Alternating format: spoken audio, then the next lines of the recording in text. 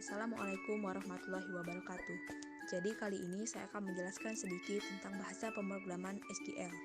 Adapun tujuan pembuatan video ini yaitu untuk memenuhi tugas pada mata kuliah Bahasa dan Pemrograman Komputer (Coding) dengan dosen pengampu Bapak Muhammad Adeng Fadila, SSI, MSI. Sebelumnya perkenalkan, saya Della Fitri Aquabesta dengan NPM A1G021089 dari kelas 1D PGSD. Pengertian SQL. Struktur Query Language atau SQL adalah bahasa query yang dirancang untuk membantu dalam pengambilan dan pengelolaan informasi pada sebuah database. Untuk yang masih pemula, dalam dunia IT biasanya diartikan sebagai bahasa yang digunakan untuk mengakses sebuah data dalam basis relasional. Terkait dengan standarisasi SQL, sudah ada sejak tahun 1986 yang diinisialisasi oleh ANSI, American National Standard Institute. Hingga sekarang, banyak sekali server yang dapat mengartikan SQL, baik dari database maupun software.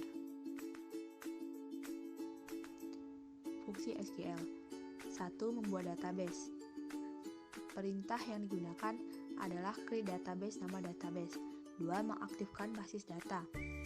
Perintah yang digunakan menggunakan nama database. 3. Menampilkan database. Perintah yang digunakan adalah show database. 4. Menghapus database. Perintah yang digunakan adalah drop database nama database. 5. Membuat tabel. Perintah yang digunakan adalah create table, name table. 6. Menghapus tabel. Perintah yang digunakan adalah name table, drop table. 7. Melihat struktur tabel. Perintah yang digunakan adalah mendeskripsikan nama tabel atau desk nama tabel. 8. Menghapus data. Perintah yang digunakan adalah delete dari nama tabel. Berikut 3 jenis perintah database SQL. Yang pertama, Data Definition Language atau DDL, bahasa definisi data. DDL adalah sebuah metode query SQL yang digunakan untuk memberikan definisi data pada sebuah database. Ini termasuk membuat tabel baru, mengubah kumpulan data, dan menghapus data. Ada 5 perintah dasar dari DDL.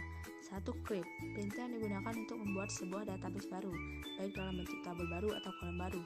2. Alter, query ini biasanya digunakan untuk mengubah struktur tabel yang sudah ada, bisa jadi dalam hal nama, menambahkan atribut, dan menghapus kolom. 3. Rename, perintah ini digunakan untuk mengubah nama di sebuah tabel maupun kolom yang ada pada database. 4. Drop, query drop yang digunakan untuk menghapus elemen database apapun yang Anda inginkan, mulai dari database, tabel, sampai indeks. 5. Show, perintah show digunakan untuk menampilkan data yang ada pada database. Yang kedua, Data Manipulation Language atau DML, bahasa manipulasi data. DML adalah query yang digunakan untuk memanipulasi data yang ada pada sebuah database. Perintah DML terbagi dalam beberapa jenis. 1. Insert, perintah insert digunakan untuk memasukkan record atau data baru dalam database tabel. 2. Select, query ini biasa digunakan untuk menampilkan maupun mengambil data pada sebuah tabel. Data yang diambil tidak hanya terbatas pada satu jenis. 3. Update, perintah yang digunakan jika Anda ingin melakukan pembaruan data di sebuah tabel, berguna jika ada kesalahan input pada saat membuat tabel.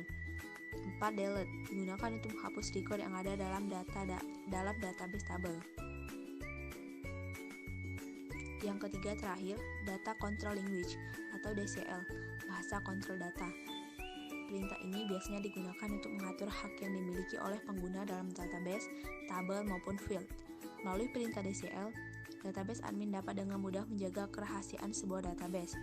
Query dasar DCL dibagi menjadi beberapa perintah. 1. Grant, perintah grant yang digunakan saat admin memberikan akses kepada pengguna. 2. Revoke, query ini digunakan untuk membuka hak izin seorang pengguna. 3. Commit, perintah commit digunakan untuk menetapkan basis data penyimpanan. 4. Rollback, rollback query yang digunakan untuk meningkatkan penyimpanan database. Cukup sekian materi dari saya. Terima kasih. Wassalamualaikum warahmatullahi wabarakatuh.